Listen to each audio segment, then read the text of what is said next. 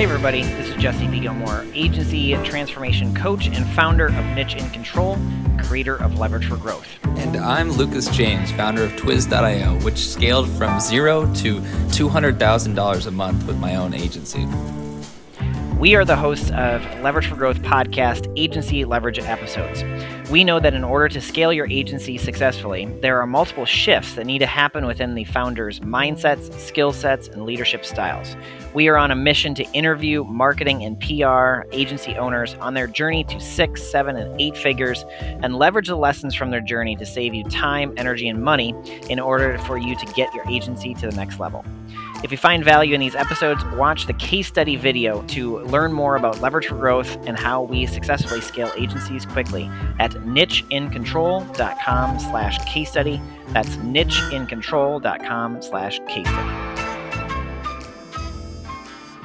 You are now listening to Leverage for Growth. Hey everybody, this is Jesse B. Gilmore, founder of Niche in Control and creator of Leverage for Growth. Welcome to the Agency Leverage Edition. Today, I am here with Joey Gilkey, founder of Apex Revenue, formerly a sales-driven agency that works with established B2B service companies to build their go-to-market sales strategy, assemble their sales department, and grow revenue as their fractional VP of sales. Welcome to our show today. What's up, Jesse? Thanks for having me, man. Yeah, absolutely. So can you tell our audience a little bit about the history and background of your agency? Sure. Yeah. So Apex Revenue, formerly known as Sales-Driven Agency, as some people probably know the brand, started a little under 3 years ago. We'll hit the 3-year mark here this summer, but we started a little under 3 years ago after my last company, which we exited in 2019, which was at the time, that company was called Tribe. We were an outbound sales agency. You're probably getting hit up in the DMs by like 10 of them a day at this point. They weren't cool back then, so we were a little bit early. But after we exited that, I had the opportunity. I got out of a non-compete. When I exited, the exit didn't go how I wanted it to. But it freed me up to build something else without any sort of contractual obligation. So I ended up building Sales-Driven Agency, which has now become Apex Revenue. So started that about 3 years ago. Our goal was to be somewhat of a consulting firm that builds sales operations, and then it kind of morphed to doing everything, to where we will build the sales operation and strategy. We will hire your salespeople for you. We will train your salespeople, and then we'll actually install a fractional sales leader to kind of lead, manage, and train them ongoing. It's been a wild ride, I will say, in the past 3 years. I can only imagine. In 3 years, you've grown pretty rapidly. Mm-hmm. How big is your team right now? Hard to put a number on it. People ask that all the time. As of today, it's shorter by 3, just because we had some evaluations that didn't go super well for some employees. So, so we're probably right now, because we have full-time contractors as well that I count. Mm-hmm. W-2, 11, but if you count full-time contractors that are like legitimately involved on a day-to-day basis, we're probably at about 28. Wow. Yeah. Yep. And that's a lot of growth within the 3 years. What were some of the either obstacles or kind of pivots maybe that you had to make within those 3 years to be able to grow to the size that you are today? Quite a few. So I made some poor decisions in the middle. I would say we're kind of on like phase 3 or V3 of Sales-Driven Agency / Apex. I'm going to call it Apex from now on. We just rebranded 2 months ago, so I'm still getting used to it. Sure. So out the gate, when we actually started it, the goal was not to be big. It was not to, our goal is not to like get into the 8-figure range, and our goal has obviously become that, and that's become more of a benchmark for us. But when we started it, the goal was to like be hyper profitable, be very selective with who we work with, solve a very big specific problem for a select few of clients, and basically run a lifestyle company that looked a lot like a consulting firm who did some services. Now, when we did that, I was kind of the fractional VP of sales, if you will. I was bringing the strategy, I was solving the problems, and I had a minority partner at the time who was basically the implementation of my strategy. I would create the strategy. He would then try to implement it with the client. It was a great relationship. It was me, him, and a virtual assistant. And we got to 7 figures with just the 3 of us. Or I guess 2.5 really at the time. And so it was hyper profitable. And I think that and I won't call it a mistake, but I will say a hiccup or an obstacle in the road was basically version 2 of this, which was scale it, grow it, let's blow this thing up kind of thing. And that required a lot more hiring. That required a lot more process. That required roles that I didn't hire for that I should have hired for, especially operational, like leadership type roles. My COO now is that role. But we grew really fast by the nature of being really good at sales for clients. We also are very good for sales for ourselves. And so we can basically grow on demand. The challenge with that is when you grow on demand and you don't have operational efficiency to service those clients, then your client success starts to drop. So in our first V1 of the company, client success was literally 100%. We would get the goal, we would deliver the deliverable and hit the goals we wanted for every client, no matter what, because I was involved.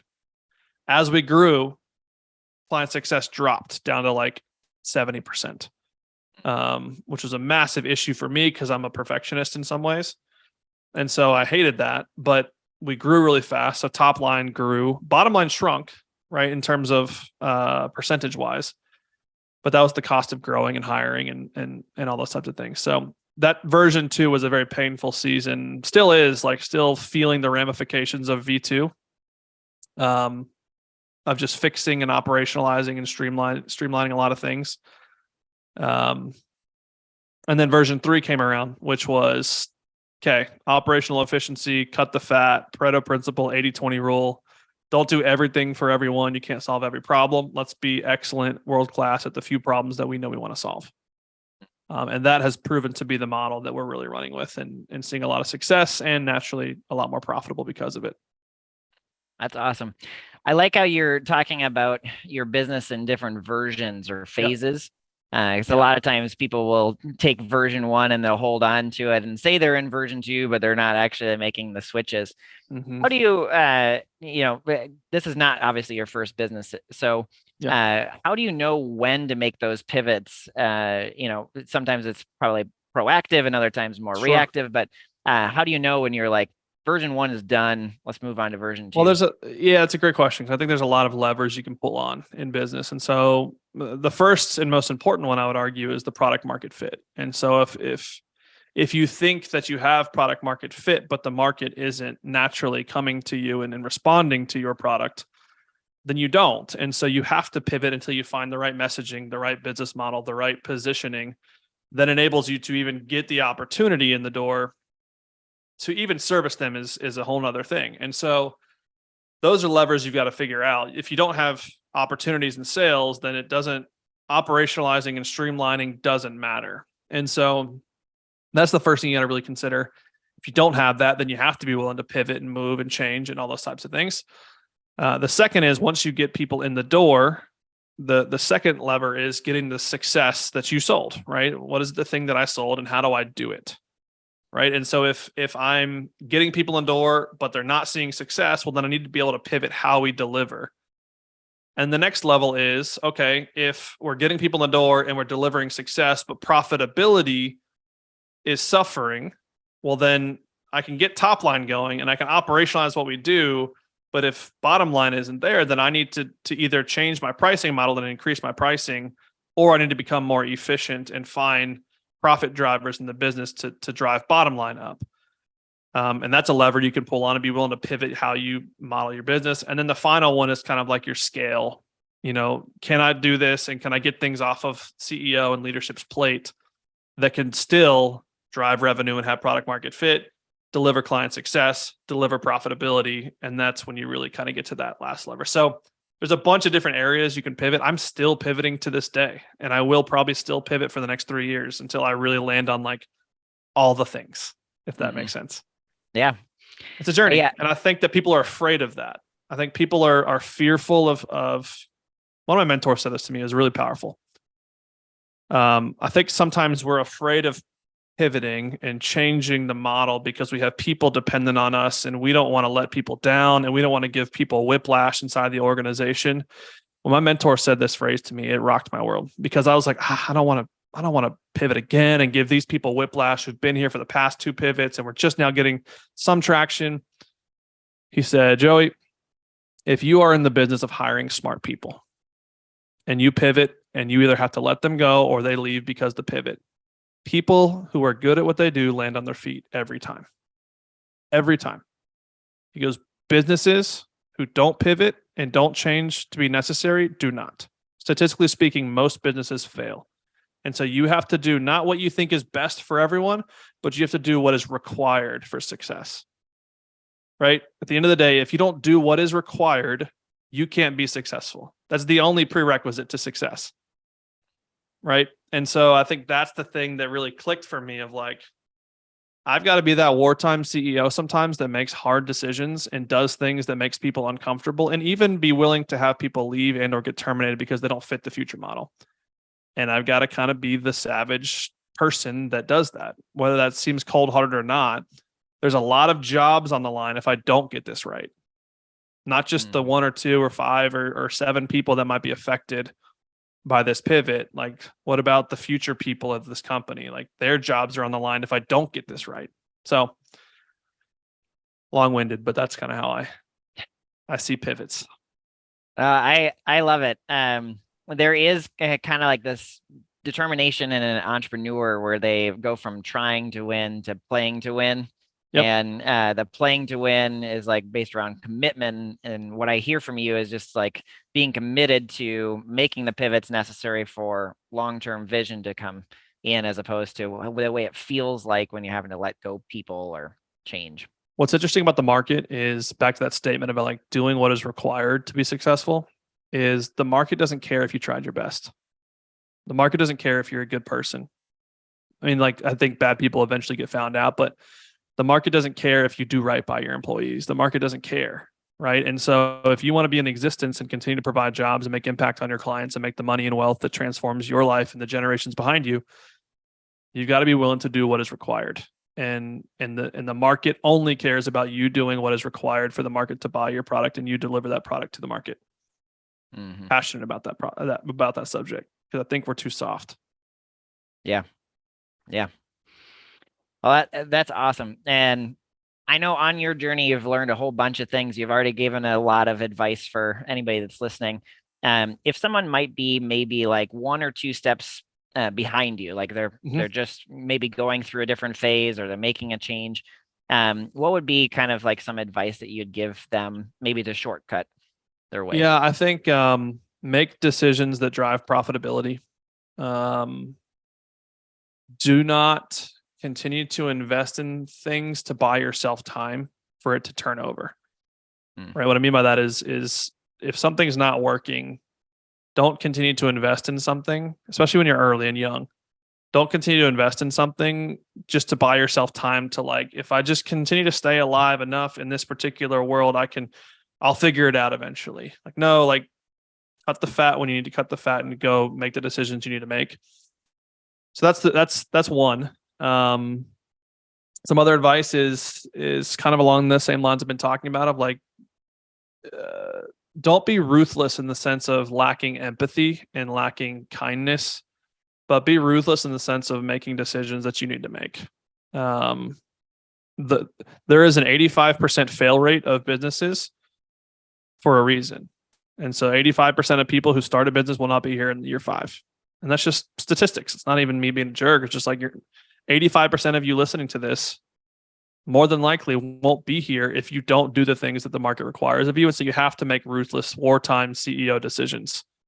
There's a really good book called The Hard Thing About Hard Things, where he talks about, read that book and then be like, oh crap, yeah, my decisions are not that hard compared to this guy's decisions he made, and he made it out fine. So you've got to kind of become that wartime CEO that really does what is required of you.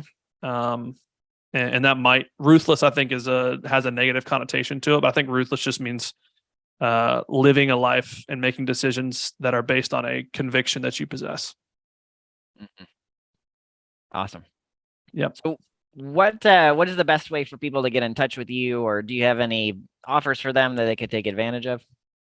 Yeah, I mean, I've been in the agency space a long time, so I've gone through a bunch of offers and tried to find my place in this world of like my main business is we're expensive. So I think that's a challenge, right? So our Apex revenue, it's, a retainer based 12-month commitment, $10K a month. I mean, you're looking at least $120,000 investment there. So I think if you want a sales operation built and you want someone to lead your sales operation for you, go to apexrevenue.com. If you're in the 7 or 8 figures and you're looking for a more mastermind community, I have a men's only agency CEO mastermind community. It's nothing against women. It's just what I'm passionate about, building leaders in the category of men. That's called the Best Damn Agency Mastermind. You can find us at bestdamnmastermind.com. We're launching a smaller one, but I don't have a whole lot to send you to at this particular moment. You can reach out to me if you're not quite at 7 figures and you want to scale to 7 figures, but I think Jesse also has amazing offers for that as well. Awesome. Well, thank you so much for coming to our show today. And for anybody that's listening, I'll include all the links for Joey and his companies in the show notes below. So thank you so much. Thanks, Jesse. Agency owners, if you want to transform your agency to sustain and grow without your direct involvement, where you can stop working in the business and switch to working on the business, where you can regain control of your time, delegate effectively, get paid what you're worth, and have your team run the day-to-day, go to nicheincontrol.com/case study right now to learn more about Leverage for Growth. You can book a free strategy session with us to look at your systems, understand what needs to be done in order for you to scale, and get a free strategic plan for the next year to live the life of entrepreneurship that you've always dreamed about. Go to nicheincontrol.com/case study. That is nicheincontrol.com/case study now.